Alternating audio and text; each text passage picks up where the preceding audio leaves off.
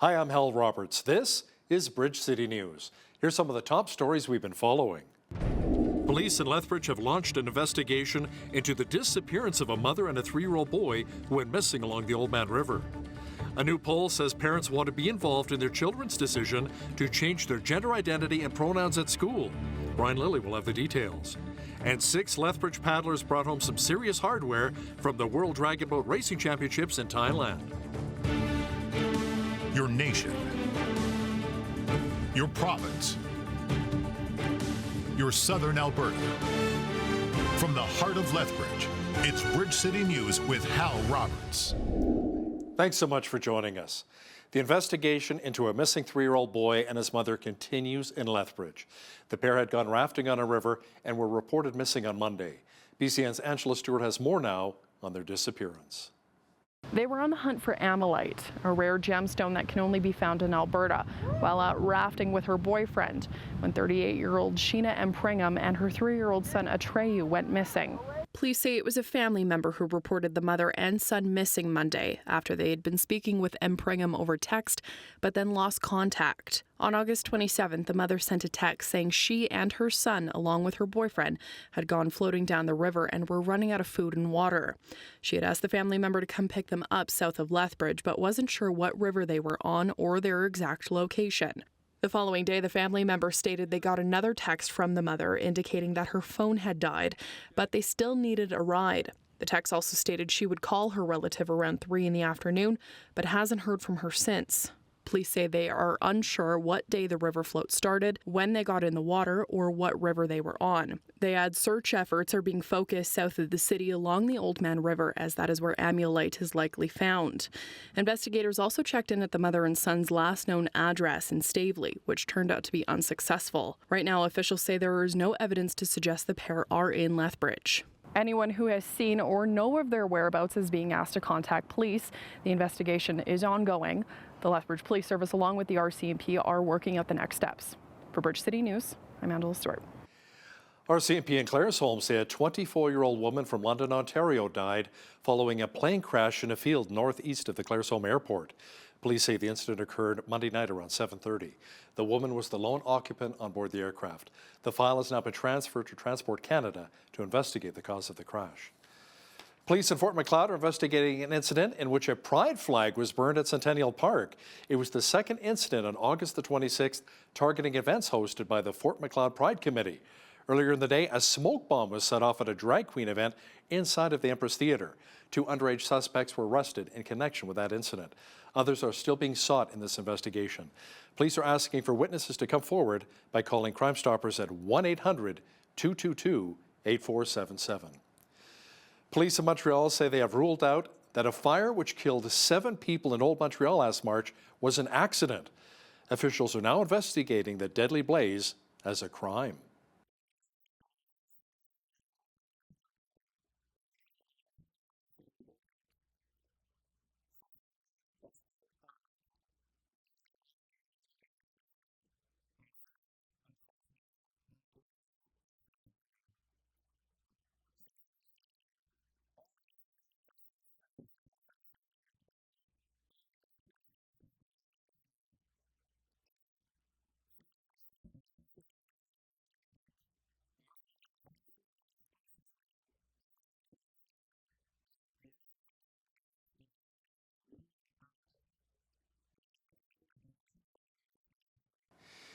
An election slated for October in the Northwest Territories has been put on hold because of the wildfires.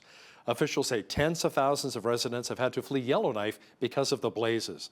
They say close to 70% of the territory's population has been forced from their homes, affecting most of the constituencies. Emergency officials said fire threatening Yellowknife is now being held, but it is not safe yet for people to return. The new date for the Northwest Territories election will be November the 14th. The territory was slated to go to the polls on October the 3rd.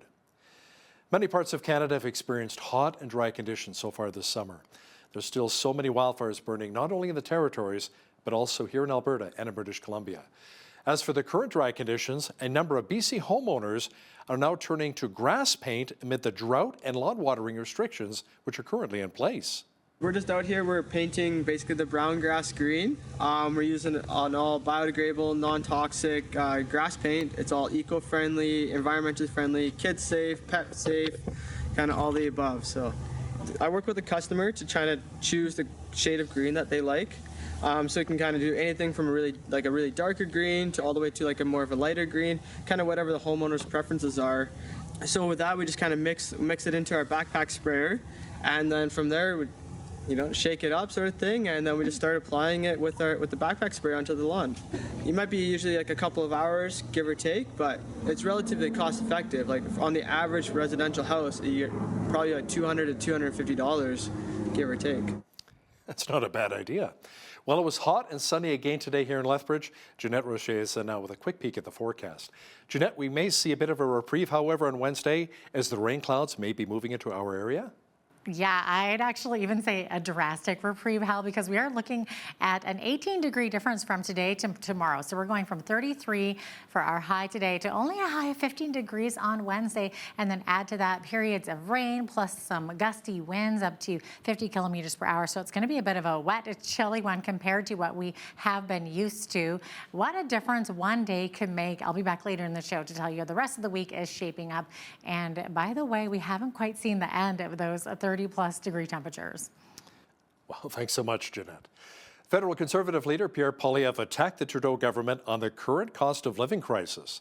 During a stop in Oshawa, Ontario, Poilievre says the amount of Canadians going to food banks has gone up 200% compared to just 3 years ago. On Tuesday, you had 110 people in one day come in to use the food bank. And year after year, it gets more and more difficult to collect donations because, of course, people have less left to give. There are how many families are going to come and get a backpack full of school supplies this year? We've registered 1,500 families, or 1,500 children in the Durham region. Last year was under 900. Wow. Yeah. So it's up to 1,500 from 900. Yeah. And wow. So as you can see, that's an increase of well over 50% in 1 year, the number of kids that need help with back-to-school supplies. And if you think this is a one-off anecdote after 8 years of Trudeau, you'd be wrong. Let me quote some of the facts. According to the Retail Council, stationery is the #1 spending category for back-to-school. And according to Stats Can, stationery prices are up 49%. Ontario's Education Minister Stephen Lecce responded to a reporter's question asking if his province will bring in policies similar to Saskatchewan and New Brunswick, requiring parents to be informed if their children change gender identities at school. Minister Lecce says parents' involvement in that decision is vital.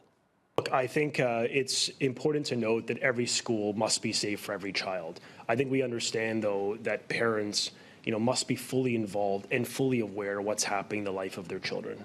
I mean, often there are health implications, and I think we have to respect the rights of parents, recognizing that these can be life-changing decisions. And I think parents want to be involved so that they can support their kids. And I think that's a really important principle that we must uphold. A new poll says parents want more involvement in their children's lives at school when it comes to potentially changing their gender identities and pronouns. Columnist Brian Lilly with the Toronto Sun says most of the polls say that parents want to be informed. Angus Reid Institute did a poll and asked, should parents be informed and give consent before this happens? Should parents be informed before this happens? Or should this be between the school and the child? 78% said either parents, the largest group, I think it was 43%, said parents need to be informed and give consent. Another 35% said parents need to at least be informed. It's a small minority, 16%, that said, no, it's just up to the child and the school. That's the position of Justin Trudeau, by the way. If you recall, when this issue was raised a few months ago, he claimed that it was the far right attacking trans kids and importing American politics. Well, apparently 69% of people who voted Liberal in the last election are far right to the Prime Minister. Brian Lilly will also discuss if we may potentially have a federal election this fall. He'll have details coming up after Business News. Parents in Alberta are saving quite a bit of money when it comes to back-to-school supplies. The biggest reason is because we only have a GST and not a provincial sales tax here. Alberta's home to around 700,000 students enrolled in kindergarten through grade 12 who are returning to school in a couple of weeks' time. Chris Sims is the Alberta Director of the Canadian Taxpayers Federation. She joins us here from Lethbridge to talk more about the Alberta Advantage. Chris, how much is each family in Alberta saving right now? We're actually saving quite a bit of money. I sat up there nestled next to my calculator last night and did the math. And on average, if you've got 2 kids in your family, you're going to save around $50 in your back to school supply shopping trips because we don't have a PST. When you add all of that up across the province, it's around $17 or $18 million in total. Now, the good folks with Deloitte did a survey explaining how much the average Canadian parent is spending on back to school supplies per student. And that number was quite high. Yeah, it was higher than I was expecting. So Deloitte said that, hey, they've had a reduction from last year, but Deloitte said that per child, Canadians will typically spend about $590 each for their back to school. Now, I'm a pretty thrifty mom and I'm a pretty careful shopper. So to me, that sounded a little high. So just to make it a little bit more relatable, I pegged the amount at $350 per student. And I got to tell you, that adds up pretty quickly. It's not difficult to get that amount. If you go on to any online shopping website, just add the items to your cart that the school is expecting you to buy. Then add things like running shoes, probably 2 pairs because you need one for gym, add your headphones, etc. It's really easy to get up to $350. So I think what Deloitte did was they added laptops. So a lot of students require laptops for school nowadays. And my guess is that they added the cost of a really nice looking laptop to their list. I took that off. So Chris, how do we here in Alberta stack up compared with the other provinces? Boy, are we ever saving a lot of money. So on average, you're going to save around $25, $30 or so per child without a laptop added to the mix. But if you compare us to our neighbors in British Columbia, they pay PST on nearly everything. Now, they have some exemptions for school supplies, but you have to remember to tell the cashier before you ring them through. And at smaller retailers, quite often they won't do it because the process is so onerous. If you take a look at Saskatchewan, though, I was really surprised. They're paying through the nose for school supplies for PST. There's really no exemptions at all, including on things like paper, Bristol board, felts, pens, you name it. They don't get a break.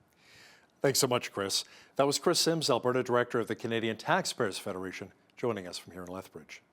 Officials with the Lethbridge Soup Kitchen say they need more volunteers to help serve meals to some of the city's most vulnerable.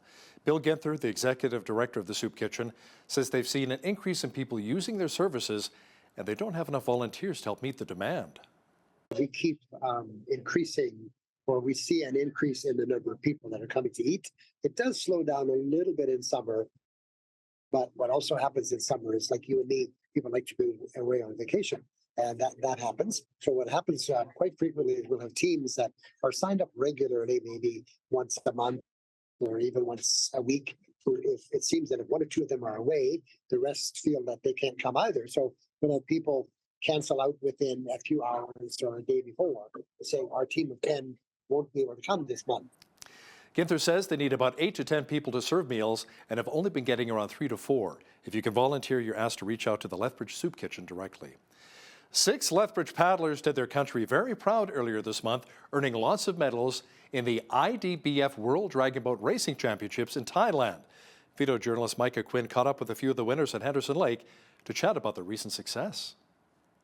I look forward to going back to Thailand if I get that opportunity. Canada's national team brought home 52 gold, 36 silver, and 13 bronze medals at the event. China and the United States rounded off the top 3 spots with 30 and 24 gold medals, respectively. Mia Chalmette competed in the U18 category and won 2 gold and 2 silver medals with her team. The first gold that we got was in the women's U18 1,000 meters.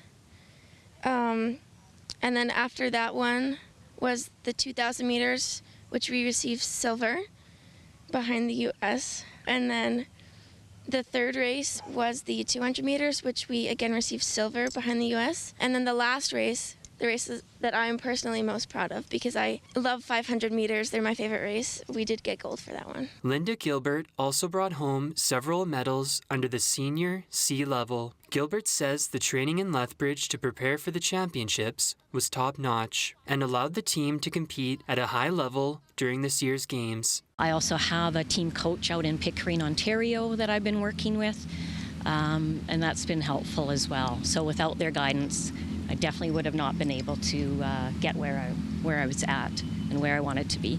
Canada has brought home a total of 467 standard boat medals over the course of 14 IDBF World Championships, which is more than double the next closest nation. For Bridge City News, I'm Micah Quinn.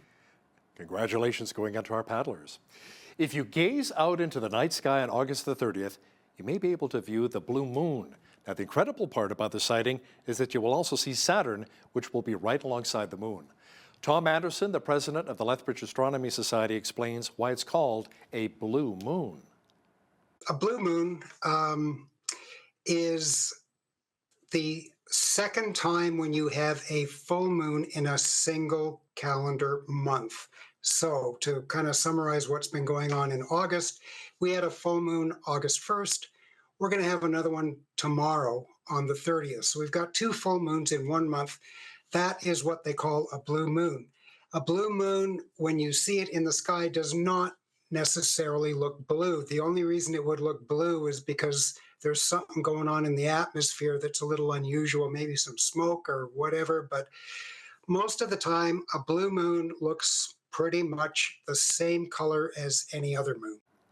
According to Anderson, you'll be able to view the blue moon on Wednesday evening just as the sun starts to set around 8:21 p.m. Mountain Time. Well, it was another nice day across much of southwestern Alberta, and it's been quite sunny and hot. But if you've been praying for a little bit of rain and for temperatures to cool off, those prayers may be answered fairly soon. Complete weather details are coming up.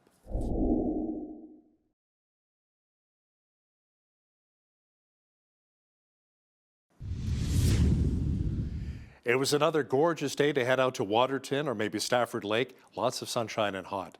Jeanette Rocher is now with all of the weather details. Jeanette, for those who've been hoping for a little cooler temperature, however, maybe some moisture, maybe just around the corner? Yeah, that's so true. They could be seeing a huge reprieve on the way.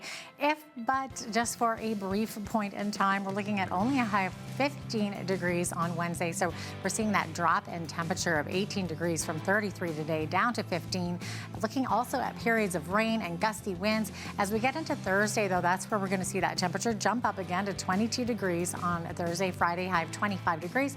31 for a high on Saturday. See, I told you we would still be seeing those 30-plus temperatures. 25 for a high on Sunday, and then 17 only on Monday with mainly cloudy skies. We're kind of all over the place this next week. 24 is the average high for this time of year. 8 degrees is the average low. 34 was our high temperature on this day back in 1996. And in 2003, we were sitting only at 1 degree. 6:42 is when the sun rose this morning. Sun set this evening at 8:21. We're now looking at 13 hours and 39 minutes of daylight. It is happening fast. Okay, Victoria is seeing a mix of sun and cloud, high of 21 degrees. 40K wind from the Juan de Fuca Strait. 20 for a high in Vancouver, mix of sun and cloud. Edmonton sitting under a heat warning that could last until midweek. We're seeing temperatures in the high 20s into the 30s there. High for 28 tomorrow. Humidex looking at 32. Calgary seeing a little bit of a drop from 31 today to 22 tomorrow, looking at a 60, make that a 30% chance of showers, risk of thunderstorms. 60% is what we're seeing in the rest of the prairie. So Saskatoon and Regina seeing widespread smoke, 60% chance of showers in both of those cities. Also very gusty winds, up to 50K winds in Saskatoon, up to 60K winds in Regina. 30 for a high in Saskatoon, 31 in Regina, 26 for a high in Winnipeg. Seeing sunshine but hazy conditions, also a bit of wind there as well.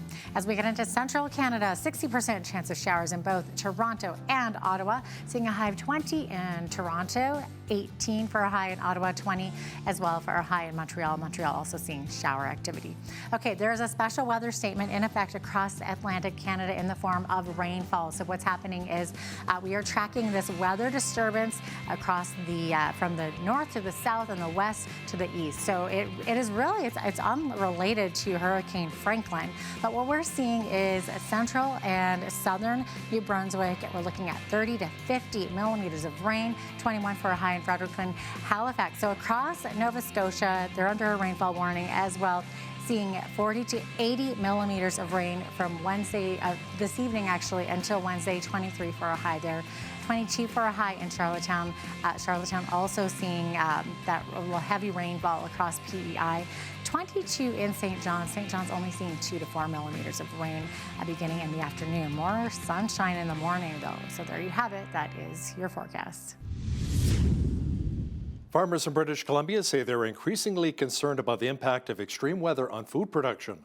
The province's farmers can grow fruit and vegetables that won't grow in other parts of Canada. And BC also boasts Western Canada's only major winery regions.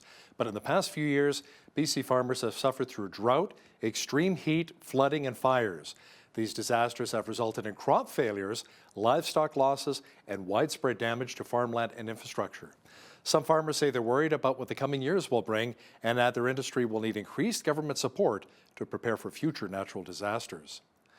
Grocery giant Metro has been granted a temporary injunction to restrict pickets by striking workers at distribution warehouses in Toronto. The Montreal-based company says deliveries will now resume and stores will be resupplied as soon as possible.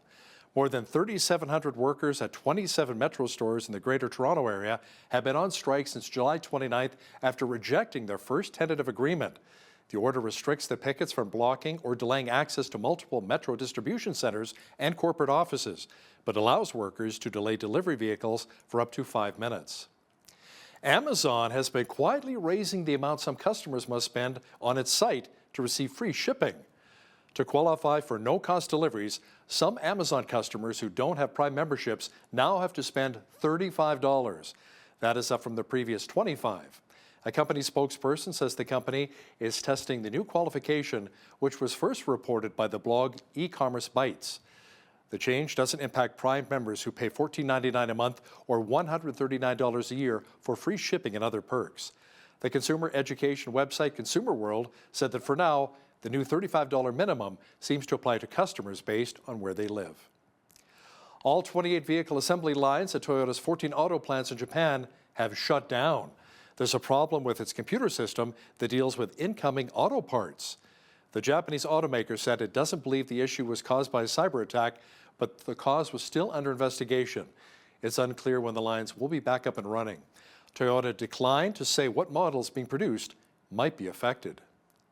Now, here's a look at today's markets. The TSX was up 265 points on the day to finish at 20,290.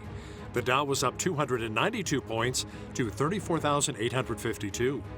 The S&P 500 was up 64 on the day to 4497, and the Nasdaq was up 238 points to 13,943. West Texas Intermediate Oil was up $1.24 to 81.36 US per barrel. Natural gas was down 2 cents to 2.56 US. Gold was up 17.37 on the day to 19.37.54 US an ounce, and silver was up 49 cents to 24.72 US an ounce. Feed wheat is at $9.93 per bushel, barley's at $7.62, canola's at $18.48, and corn is at $9.32 per bushel. Live cattle were up 30 cents to $181. Feeder cattle were up 45 cents to $250.70, and lean hogs were down $1.13 to $80.73. That's for the October contract. The Canadian dollar was up slightly over the past 24 hours to 73.76 US.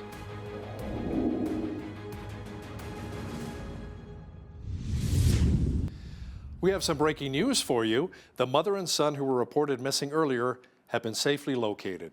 Sheen and Brigham and a 3-year-old son, Atreyu, were found south of the city by Halo Air Ambulance, who were assisting the RCMP in search for the pair. The woman's boyfriend was also located safely.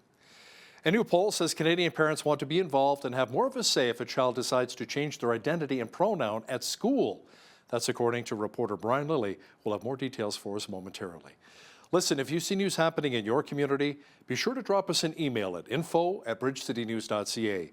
And if you missed any of today's stories, be sure to check out our website, bridgecitynews.ca.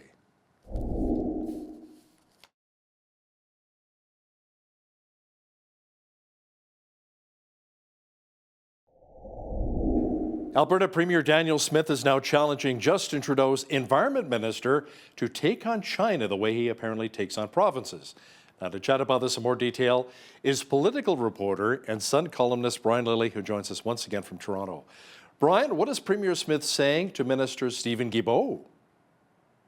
He's saying to him, look, you're sitting on the advisory board of the environmental group that tells the Communist Party of China what to do. They're building 2 coal-fired plants a week, and you're coming out of Alberta, which is phasing out coal, but we'll still have some fossil fuels generating the electricity system. She's asking Guilbeault to be as tough on China as she is on Canadian provinces. Because if you recall, it's not just Alberta that Guilbeault's picking fights with. It's Alberta, it's Saskatchewan, it's Nova Scotia, it's Ontario. It's pretty much everywhere on this electricity grid or on other environmental issues. Meanwhile, he sits as the executive vice chairman of a group that was set up by the Communist Party of China, that is controlled by the Communist Party of China, but that brings in people from the outside to give them an appearance of legitimacy.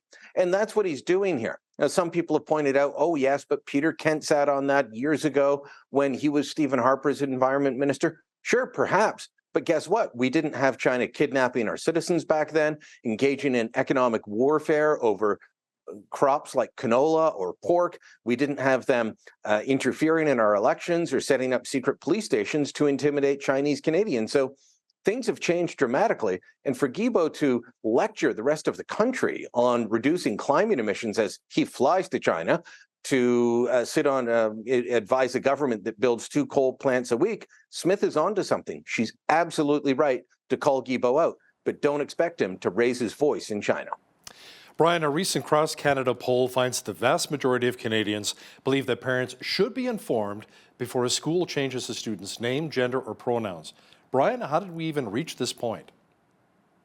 We reached this point because over the last several years, activists in the school system, and let's face it, doesn't matter where you live in Canada, there are activists in the school system trying to bring their particular politics into the classroom. Well, they've been busy at work, and they've brought about policies in different parts of the country to say that to protect trans or non-binary kids, non-conforming kids sexually, that if they want to change their name or their pronouns or their gender at school, that parents should not be informed.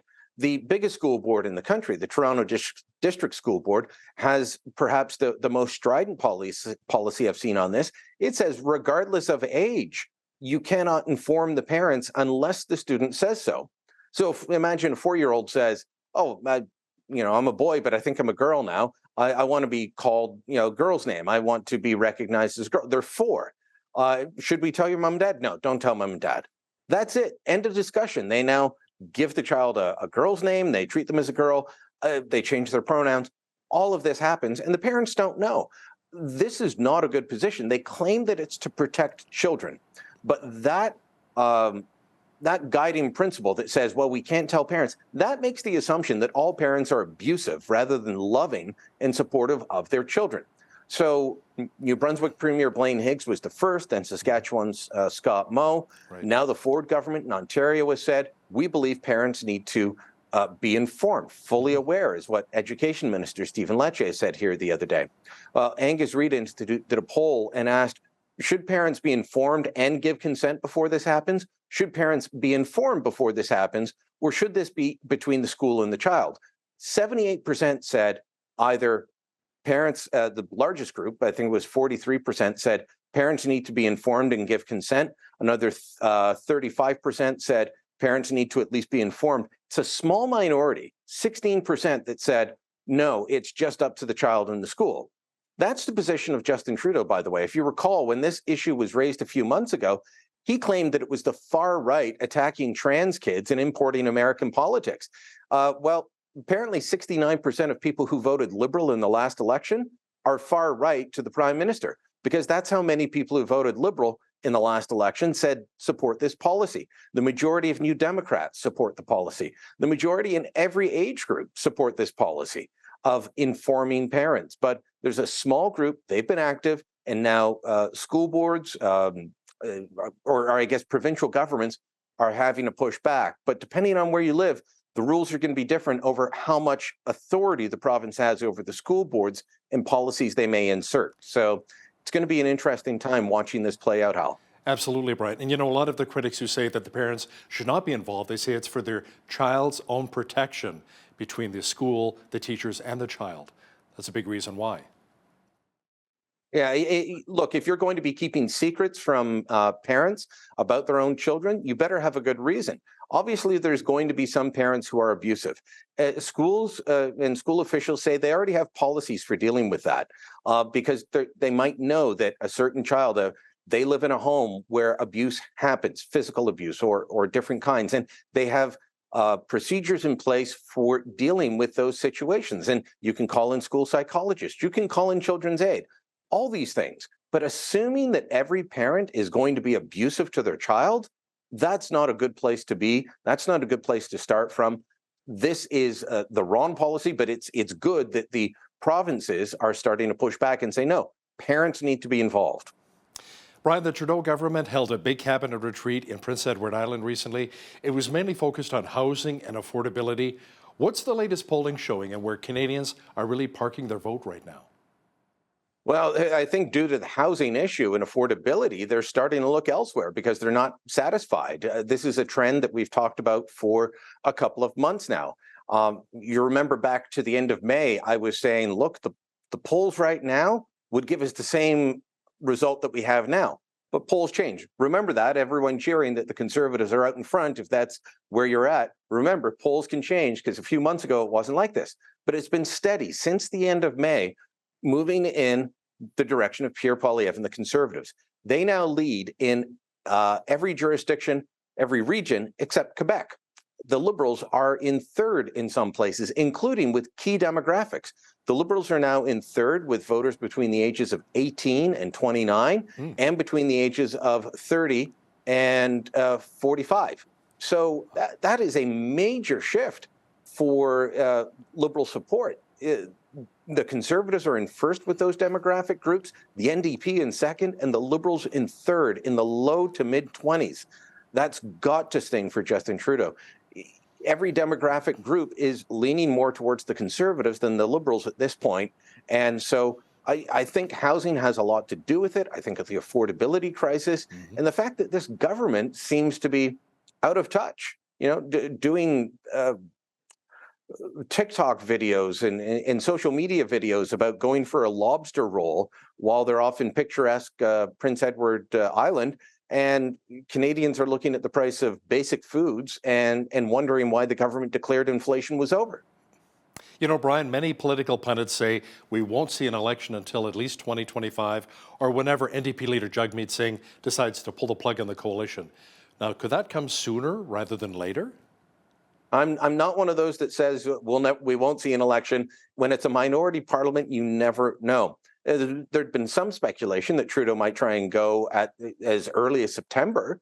That was happening a couple of months ago. I don't think these poll numbers would inspire me if I was a Liberal, because it's not just Abacus, it's Main Street, it's Ben Leger, it's most of the polls heading in the wrong direction. 9, 10, 12-point lead for the Conservatives nationally. And then, as I said, all those demographic groups. So who does Justin Trudeau appeal to? Does he just hope that between the Liberals and the NDP, they get enough seats that they can put the coalition back together at the end? That's a dangerous game. So, there could be an election beforehand, but if I was Justin Trudeau, I wouldn't be the one looking to trigger that. Does Jagmeet Singh say, you know what, I need to stand up for people on affordability and show that I'm not just Trudeau's lapdog? I'll go with the Conservatives. Could, but he might get punished by his own voters if there ends up being a Conservative government at the end of that election. So a lot of factors in play. This is what makes minority parliament so interesting. Even when there is a de facto majority due to the coalition, things can change quickly. But that caveat, by the way, also for the Conservatives to keep in mind, that can change quickly for these polling numbers as well, which are in their favor now, but in 6 months may not be.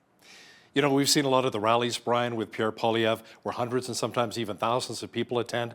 It appears as though what he's saying is really resonating with a lot of Canadians from different age groups, different demographics. How sincere do you think Pierre Poilievre is when it comes to scrapping the carbon tax? He talks about it ad nauseum, but you may remember that Aaron O'Toole said the same thing, but then had a change of heart, which ultimately cost him the leadership of the CPC. I think that he is going to be steadfast in that, but it'll be up to his MPs and those that elect him to, hold him to that. You can also recall, perhaps I'm aging myself here, but Jean Chrétien swore that he would get rid of the GST and then didn't. One of his cabinet ministers even resigned her seat. Sheila Copps ran again in a by-election and won over the failed promise to scrap the GST. So things can change once you get into government. You've got to remember that this is a government that currently that has put spending through the roof, and they need every revenue tool they can get. That's why we've got a second carbon tax now. And no, you're not getting back more than you pay into it, especially if you're an average suburban family. So would those pressures be on Poilievre if he were to win the election? Absolutely. But there is a solid argument and solid conservative economic theory that says if you cut the right taxes, generate economic activity, then government coffers will fill up. So Poilievre would have all the reasons in the world to scrap the carbon tax if he were to win the next election, including the fact that he's promised it right across the country. Now let's circle back to the affordable housing crisis, Brian, in Canada, which is a major issue for so many Canadians. Ottawa has gone from saying, yeah, it's not our responsibility, to being focused now on the subject. Certain government officials also said it was racist linking immigration and the housing crisis together. And now they're saying, oh, look, we're bringing in too many people through the immigration program, especially foreign students. We better look into this. So it's been a whiplash-inducing change for the Trudeau Liberals on housing. Look, they ran on bringing about more affordable housing in 2015 and 2019 and 2021. But what Liberals, when they normally talk about affordable housing, they're talking about geared to income rental housing. What people need are homes that they can afford to buy. Yes, there absolutely needs to be more affordable rentals and more purpose-built rentals, and especially certain markets. There's just not enough because governments or market conditions have made it unaffordable to build those, and you've got to have a good mix in housing. But the Trudeau Liberals haven't really cared about ensuring that their policies, that they have the right policies in place to bring about a suitable number of affordable homes for average Canadian working and middle-class families to buy. Justin Trudeau a few weeks ago said it's not his primary responsibility, apparently forgetting he's got Canada Mortgage and Housing under his purview, that he's got a housing minister, that he's got at least five different housing programs on the go. So, I think those polling numbers kind of focused them. Not just the Abacus numbers, but all the other companies. It focused them and said, well, wait a minute, this is a real problem. We better focus on this. That's why so many young voters are going towards Pierre Poilievre and the Conservatives. We need to get out in front of this. It's going to be difficult for them to change people's minds on this issue in particular. So, if they're going to win back some of those voters, watch for culture war issues where they try and brand the Conservatives as Neanderthals. It's going to be very difficult for them to get in on this. But just quickly on the immigration issue, that is not the only reason that we're having a housing crunch in this country. But when you're adding 900,000 temporary foreign students, as we're doing this year, and we're not ahead on the housing market, that's difficult. There's a Liberal pundit and professor named Mike Moffat who is focused in on housing. He did a chart across the country, the places with the most temporary foreign students going to local colleges and universities are also the places with a rental crisis because there's not enough people or not enough homes for all the people they're bringing in. And we've gone from a few 100,000 foreign students a year to 900,000. And the guy who ramped those numbers up, he's now in charge of housing and didn't realize this was causing a problem last time. Brian, I want to talk to you about China's alleged interference in our federal elections. The government said they may actually call for a public inquiry. The question is when? That is the $64,000 question. It remains. They have been asked about this several times. They keep saying, well, we're working towards it. After the last time the government gave that answer, Pierre Poilievre was asked, well, they say they're working with you. What's going on? He said, they're not talking to us. We gave them our recommendations for a mandate. We gave them a number of names. Apparently, they're having trouble finding a judge willing to take this job on.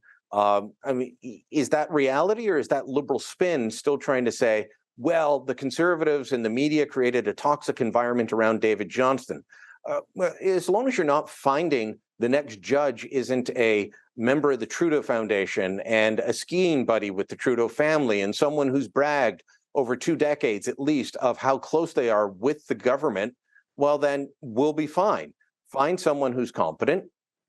Find someone who isn't tied to the Trudeau family, foundation, or government, and people will accept it and move on. I think that this government is continuing to try and rag the puck on this because it's not an inquiry they actually want to happen. And perhaps if they sit on it long enough, Canadians will forget. I hope not, though. Political reporter and Sun columnist Brian Lilley, thanks so much for joining us today from Toronto. Thanks for having me.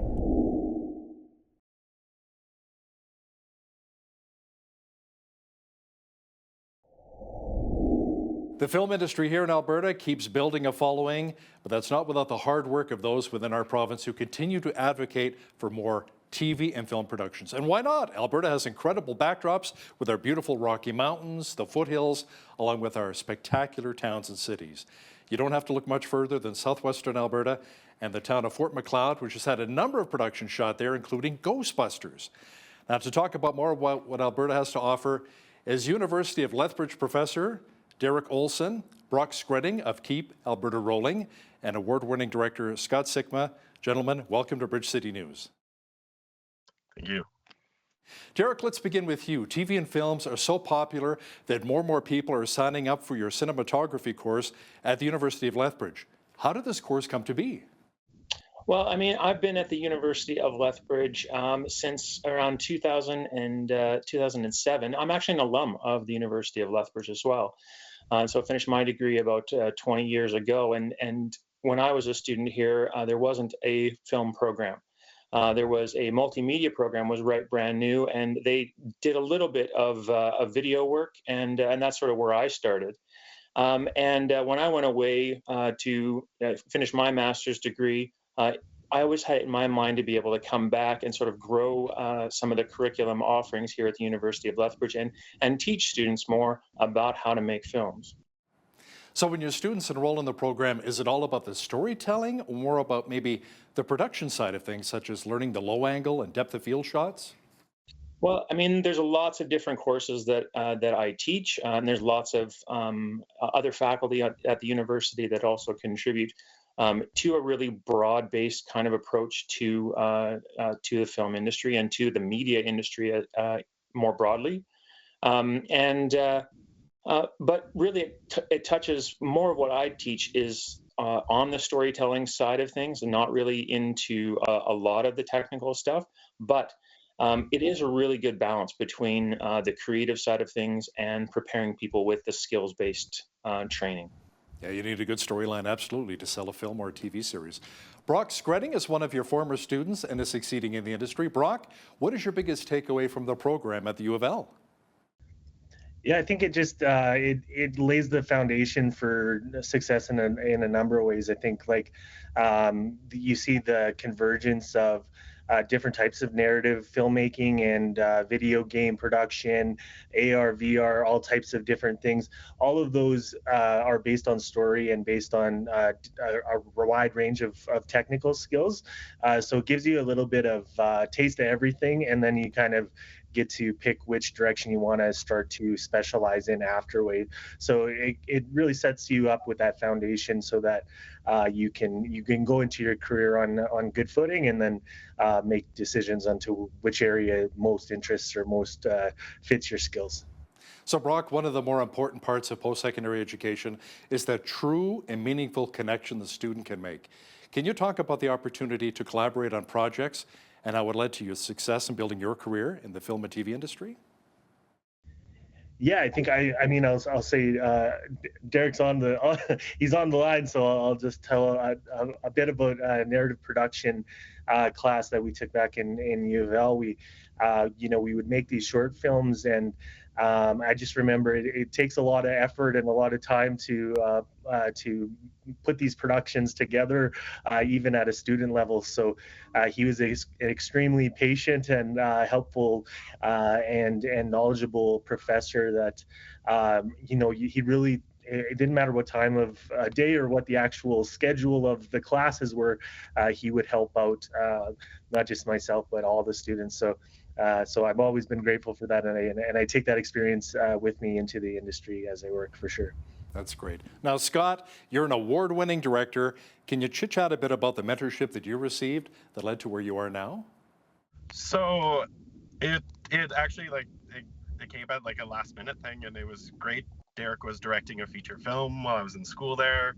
It worked out. He was looking for more people and gave me the opportunity to come in and AD with him and get to see the building blocks of how film and everything works together in a student film, and well, more than a student film, in a feature film, and gave me the building blocks that I carry along through the career. And it was great to learn it there, because it was, especially with Derek, it was like, no, this is, learn your mistakes here, learn how to get through it, learn your problems here, so that when you go out in the industry, you have the fundamentals, you have the knowledge to do this. And that's what Derek brought to the table for us.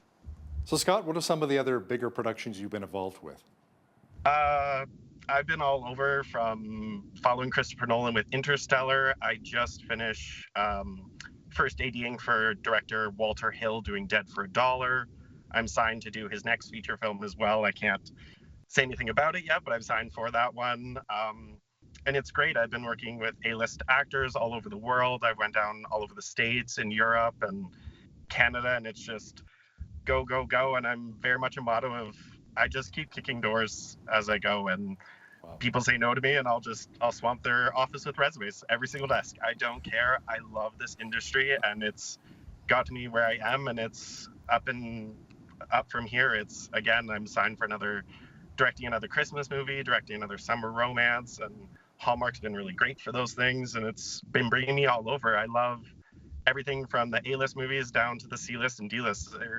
Whatever it is, it's about the story and it's about the passion behind it, and that's what I love.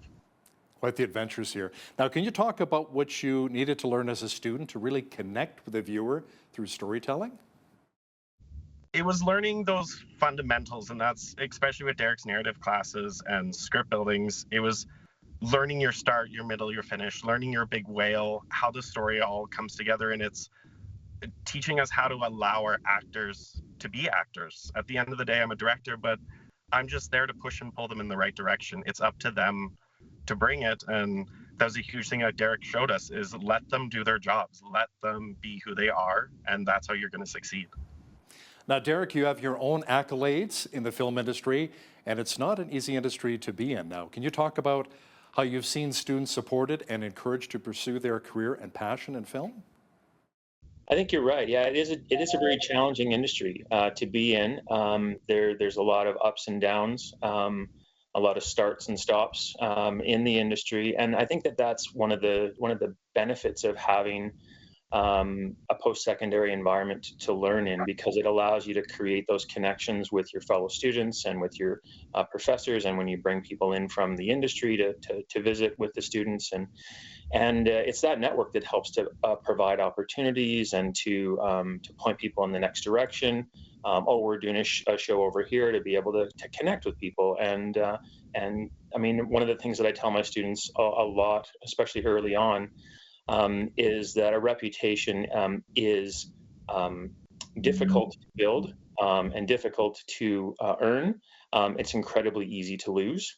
And so it's those relationships that I really strive for those students to build and to maintain, and to support them. I'm in touch with a lot of my former students and continue to encourage them and watch them succeed, and that's really fun.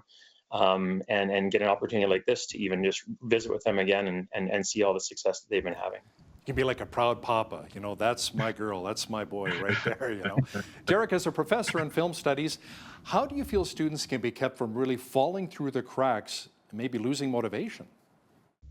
I mean, that's challenging too, right? Because a lot of people, especially when they get started in this, don't understand the kind of effort it takes. And Scott was just talking about that, right? About how, it's a lot of hustle, right? It's a lot of being proactive and being really assertive in charting your own direction. And so, I mean, it's trying to set realistic expectations for students, especially when they first get into my classes, and then also, bringing people like Scott and Brock and others into the student kind of environment to be able to help reinforce those expectations and really help those students know what it's going to take to be successful. Scott, let's flesh this out a little bit more here. What would you say were some of the main factors of your education that really helped to contribute to your success? I think the main factors were it's the fundamentals that Derek and the teachers there all taught us, but it's also the connections I made there. A lot of the students I went to school with, me and Brock were in the same classes, and it's great back and forth when I've done a few things of Keep Alberta Rolling and to see what they bring forward to the table, as well as other students. One of my producers now is Carly James, and me and her started at the exact same time, right next to each other on the computer, and we followed each other throughout the past 10 years, working Vancouver, in the States, working Canada, and it's not just them. It's so many students that I'm constantly reaching out to, and I'll meet up with them on set, and it's like, oh, okay, you have connections here, I have connections here. How can we help each other move forward? And Derek is really right. It's a huge thing about building your reputation, building yourself up, and it's that connection of the other students that you learn and you meet, and that's what really brings it together as a community and helps us evolve there. And it is that. It's the students that you meet and the fundamentals that Derek teaches to bring us to where we are. Now, Brock, you are the head of the advocacy group Keep Alberta Rolling. Can you talk a bit about what your organization really does? Yeah, I think we quite a few things. We really, just like the name suggests, try to advocate for the growth of the screen industry specifically in the province of Alberta. Work with municipalities to try to get them to implement film-friendly policy, development, things like implementing commissions or funds, things of that nature, and just try to raise awareness about all the successes that we've seen in this industry. So we've seen over, like you mentioned, Ghostbusters and a couple other projects, but just last night or yesterday, Alberta Made in Alberta projects were nominated for 30 Emmys. So wow. So 24 for The Last of Us and 6 for Prey. So it just shows the accolades that the hard work and skill and talent of Albertans are putting on the table at a global scale, and also just the quality of the locations here, which is partnerships between municipalities, the provincial government, the organizations in the film industry, and so many other private businesses and landowners. So it's trying to promote those people and encourage more of that to happen. And certainly over the last number of years, Alberta has become a major player. So it's really exciting to see. That's cool, because a lot of times we hear about Vancouver being Hollywood North, Toronto being Hollywood North all the time. What can we do to really entice more producers to bring their films here to Alberta? Yeah, I think the provincial government is doing it. The film and television tax credit has been a game changer. They've been supportive and working with the municipalities. I think some of our secondary municipalities, like Lethbridge, like maybe Red Deer, Medicine Hat, can start thinking about regional development so that it's province-wide and not just Calgary and Edmonton-centric. But the film industry loves to utilize all the locations of Alberta. So I think we just have to keep on the track of that we're on now, which is collaboration and training and the whole province working together to try to make this industry succeed. And I think it's working. So we just more of the same, in my opinion. You know, around 7 years ago, I had the opportunity to work with legendary film director Denis Villeneuve on the film Arrival. I had the principal role as one of the main TV anchors in the feature film that was shot in Old Montreal. What an incredible experience. I can check it off my bucket list here. Now, Mr. Villeneuve wanted to actually hire journalists to be in his movie. He was very humble and approachable. So, Scott, as a director, let me ask you something. How important is it for you to never forget your roots and remember where you came from? You have, like, it is one of the most important things. You have to remember that, otherwise this industry will eat you up and spit you right back out. You have to be humble. You have to be constantly be thankful. And a lot of the opportunities I have, like, I am very thankful for having. It's 1 in a million chance to work with some of these people, and especially with Walter Hill, and a huge fan of his growing up, and now I work next to him. And same with even Kevin Sorbo. I've done 2 movies now with him, and growing up watching him as Hercules. And you gotta stay your grounds and stick your ways, otherwise, yeah, you're not gonna last through it. The film industry is never a job, it is a lifestyle.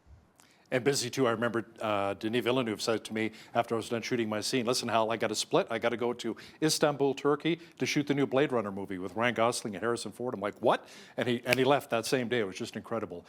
Derek, as you watch the careers of both Scott and Brock develop and advance, what do you feel really needs to be said to future Alberta filmmakers?